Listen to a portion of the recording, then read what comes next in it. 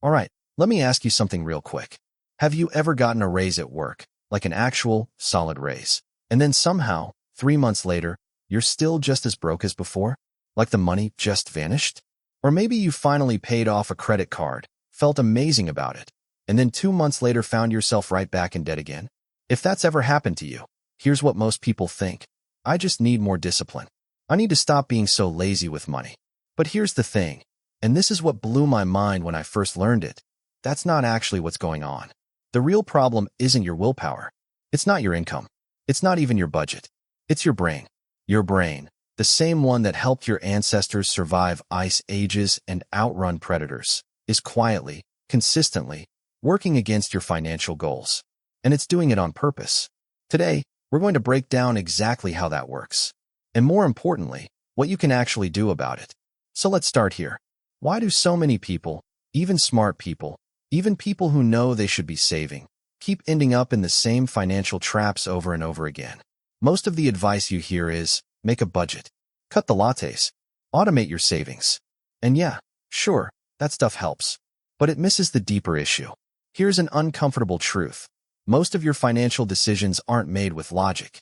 They're made with emotion, with impulse, with mental shortcuts your brain developed tens of thousands of years ago, long before credit cards, mortgages, or the stock market existed. Think about that for a second.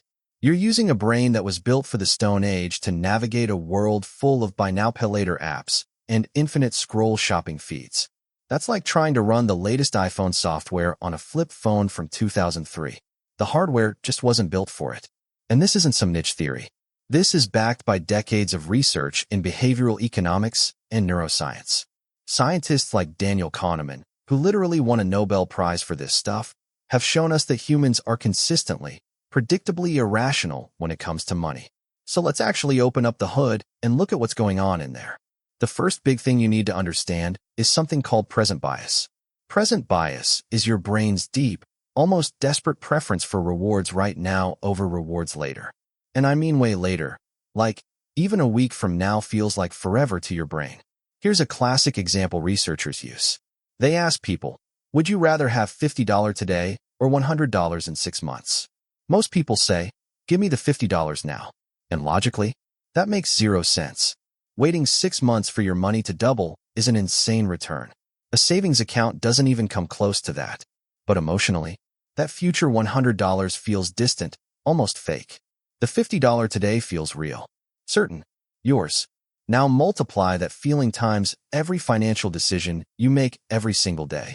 Every time you swipe your card at a restaurant instead of cooking at home. Every time you upgrade your phone a year early. Every time you tell yourself you'll start investing next month. That's present bias doing its thing. Your brain is constantly whispering, enjoy now, deal with the future later. And it's really, really persuasive. The second trap is called loss aversion. Here's how it works. Scientists have found that losing $100 feels about twice as painful as gaining $100 feels good. Read that again. Losing something hurts twice as much as winning the same thing feels great. So what does this mean for your finances? It means people hold on to bad investments way too long because selling would mean locking in a loss, and that feeling is unbearable. It means people avoid investing in the stock market because they focus way more on the possibility of losing money than the possibility of growing it. It means people refuse to renegotiate their salary because asking and getting rejected feels worse than just staying underpaid. Loss aversion makes you play defense with your money when you should be playing offense. It keeps you stuck. Third one, the hedonic treadmill. This one's sneaky. Here's the deal. Humans adapt really fast. Whatever you have right now, your apartment, your car, your salary, your lifestyle, eventually becomes your new normal. Your brain stops being excited by it. It stops registering it as a win. And it starts looking for the next upgrade. This is why the guy who makes $50,000 a year dreams of making $80,000.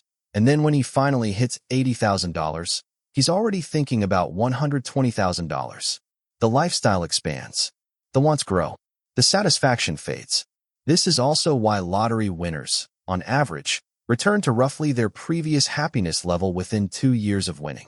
The brain adapts. The money stops feeling special. And the cycle starts again. When your income goes up, your spending almost automatically follows.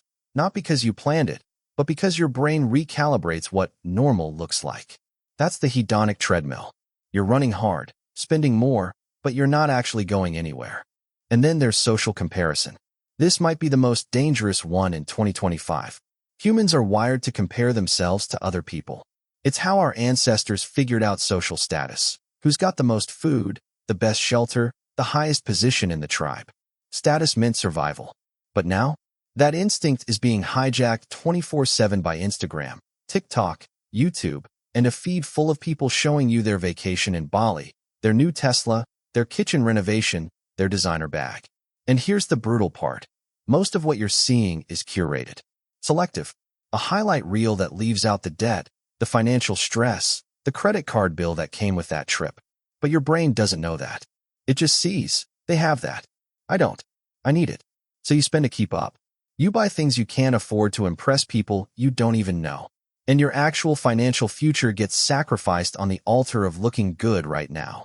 Okay, so now let's zoom out. Because here's the deeper insight that most people miss. All of these mental glitches, present bias, loss aversion, the hedonic treadmill, social comparison, they aren't bugs. They're features. They were genuinely useful for survival in a very different world. Present bias kept your ancestors alive by prioritizing immediate needs. Food now is better than a promise of food tomorrow. Loss aversion made sense because one bad decision, like wandering into predator territory, could literally be fatal. Keeping what you had was critical. Social comparison helped you maintain your position in the tribe, which was life or death. But that world is gone. And the financial world we live in now is the opposite of what these instincts were designed for. Wealth building is inherently a delayed reward game. You sacrifice now. You save, you invest, you resist the upgrade, so that your future self benefits. But your brain hates delayed rewards. It's not wired for them. Investing in the stock market means tolerating short-term volatility and loss for long-term gain. But your brain is terrified of loss. It doesn't care about the 10-year chart. It cares about what happened today. Living below your means in a world that's constantly marketing more to you requires swimming upstream against every social signal your brain is designed to respond to. So the real problem isn't that you're lazy or undisciplined. The real problem is that you're trying to build 21st century wealth with a caveman brain. And nobody warned you. Here's another insight that hit me hard. Research shows that willpower is a limited resource. It depletes. The more decisions you make in a day, big ones, small ones, the harder it becomes to make good choices by the end of it. This is called decision fatigue. And it means that if you're relying on willpower alone to stop yourself from overspending, you're going to lose that battle most of the time. Not because you're weak, but because your tank runs empty. The people who win financially aren't usually the people with more self-control. They're the people who design their environment, so they need less self-control. They automate their savings before they can spend it. They don't keep credit cards in their wallet for everyday use. They unsubscribe from shopping emails. They make the good decision the easy, default decision, instead of a constant battle of willpower. So what do you actually do with all of this? How do you work with your brain instead of fighting it? Here are a few things that actually work. Not because they require superhuman discipline, but because they work with your psychology instead of against it. Number 1, automate everything. Seriously, set up an automatic transfer to your savings account the day you get paid. Before the money hits your checking account and your brain starts making plans for it, move it. What you don't see, you don't spend. This one move alone can do more for your financial future than any budgeting app you'll ever download. Number 2, make your future feel real. One of the reasons we sacrifice our future selves so easily is that they feel abstract. Some researchers at Stanford did a study where they showed people AI-generated images of themselves aged 30 years. After seeing those images, people made significantly better financial decisions for their retirement. Because suddenly, the future self felt like a real person. So try this. Write a letter to your 60-year-old self. Or calculate what your $200 a month investment will look like at 65 using a compound interest calculator. Make the future tangible. When it stops being abstract, your brain starts caring about it. Number 3, define what enough looks like for you. The hedonic treadmill only runs forever if you never decide where the finish line is. Most people never stop to ask, what would genuinely make me feel financially comfortable?